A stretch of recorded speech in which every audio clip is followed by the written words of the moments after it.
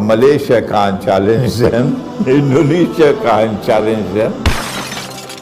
And Russia took the lead, and China, you can say what you want about China, but China stood up with Russia.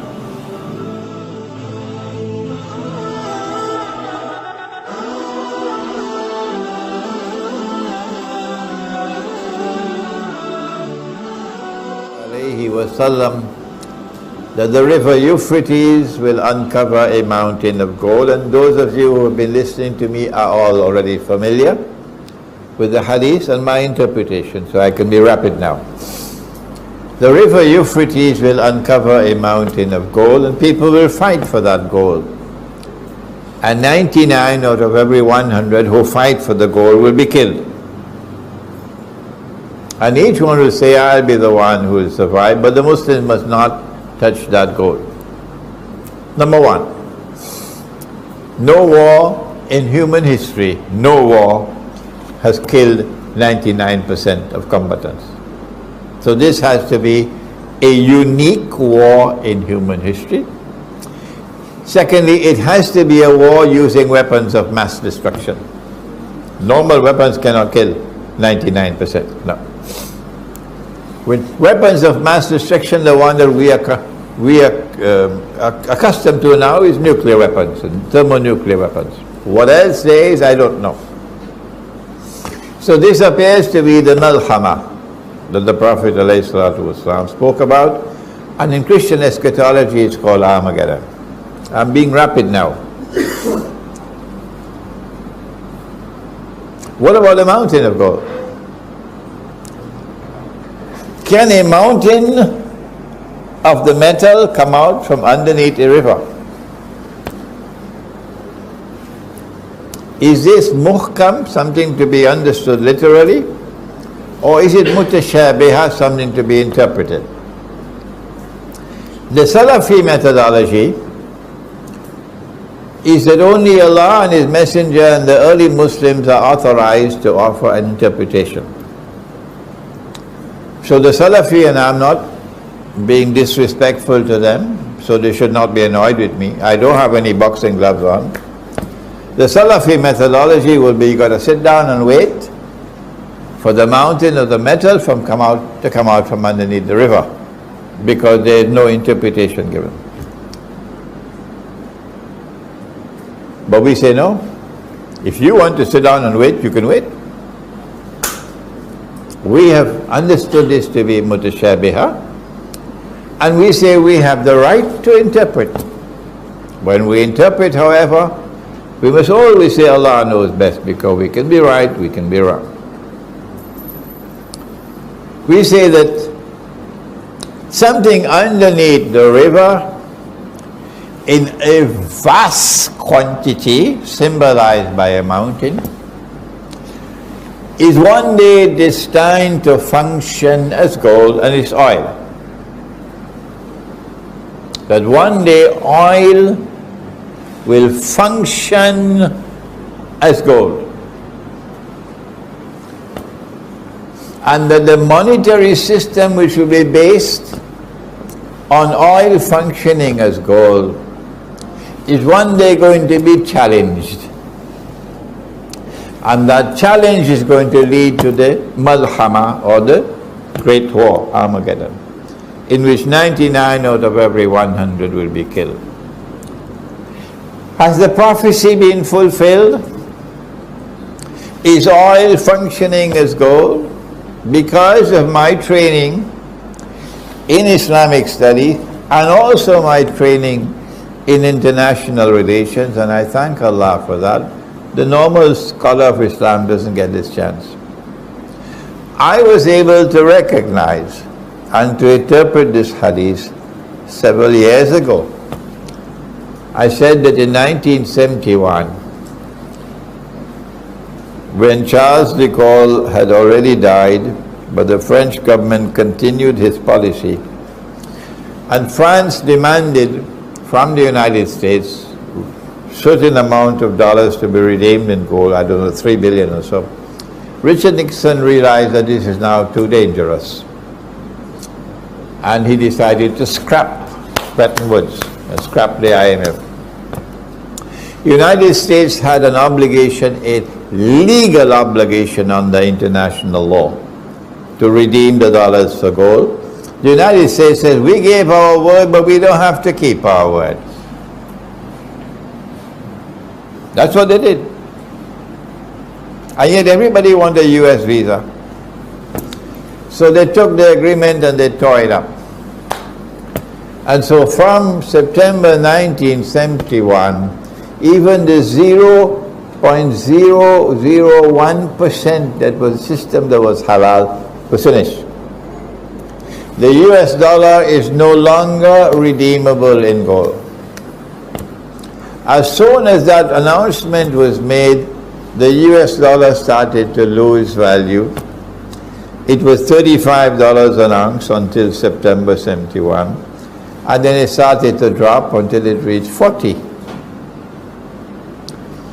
Between September 1971 and the Arab-Israeli War of 1973, the US dollar was in no man's land.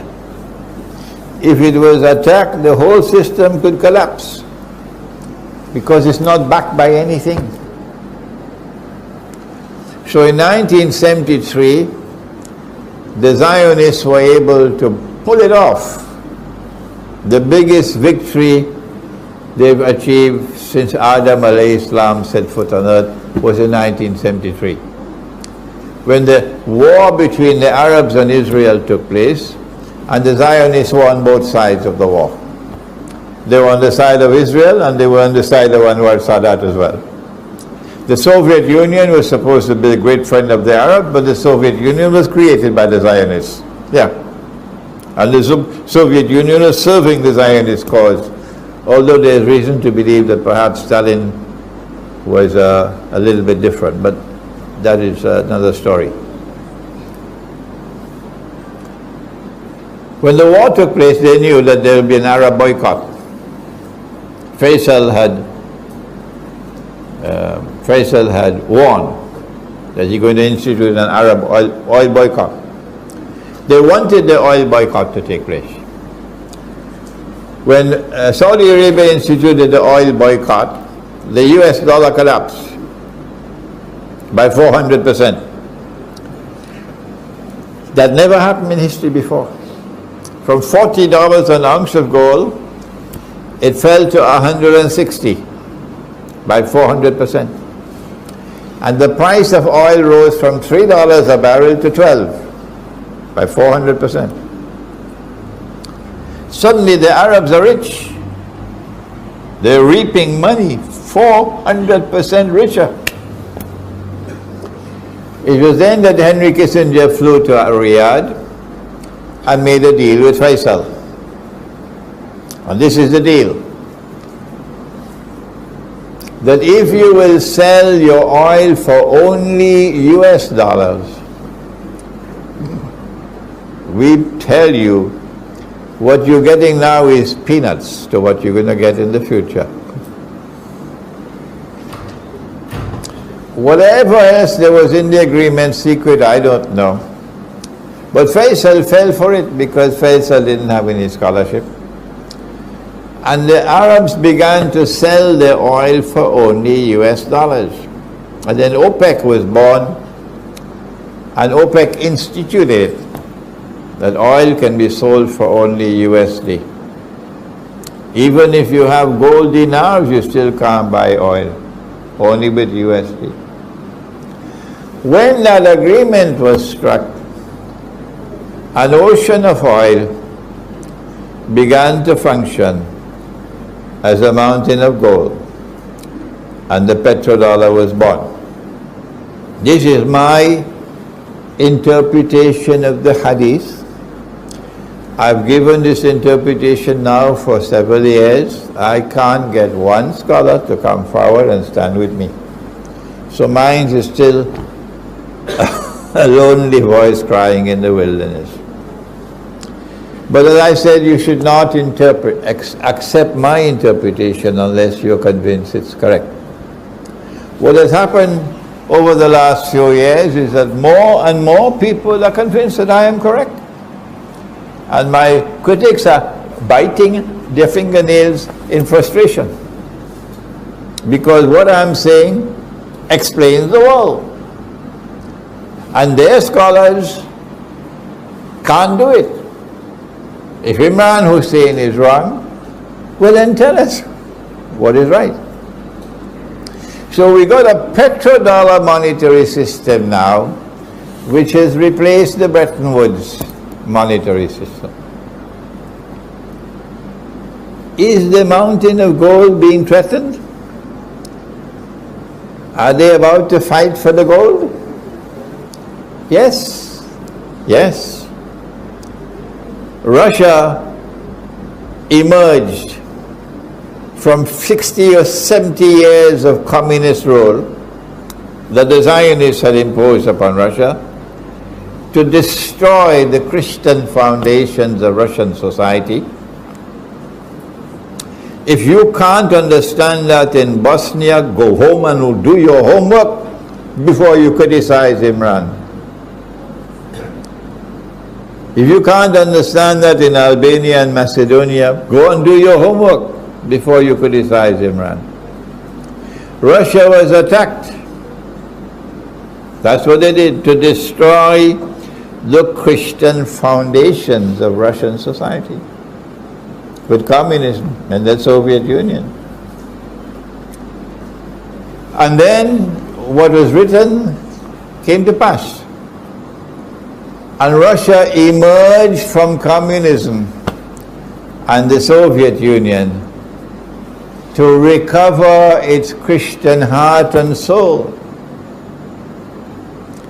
And as Russia has recovered its Christianity, not Western Christianity, Orthodox Christianity, as Russia has recovered its Christian heart and soul, Russia is challenging them. Russia is a nuclear power. Pakistan is a nuclear power. Malaysia can't challenge them. Indonesia can't challenge them. Algeria cannot challenge them. But Russia can. And Russia took the lead. And China, you can say what you want about China, but China stood up with Russia. And then India joined them, and South Africa and Brazil, and BRICS was born, of 5 countries. And these 5 countries, under Russian leadership, they're now challenging the petrodollar monetary system. That's what's happening. And if this challenge continues, the petrodollar monetary system will collapse, the balloon is going to explode. So that's why the war with Russia is inevitable. Because it is in the Hadith, it is in Sahih Bukhari, it will take place. When the war does take place, 99 out of every 100 will be killed. But the Muslims must not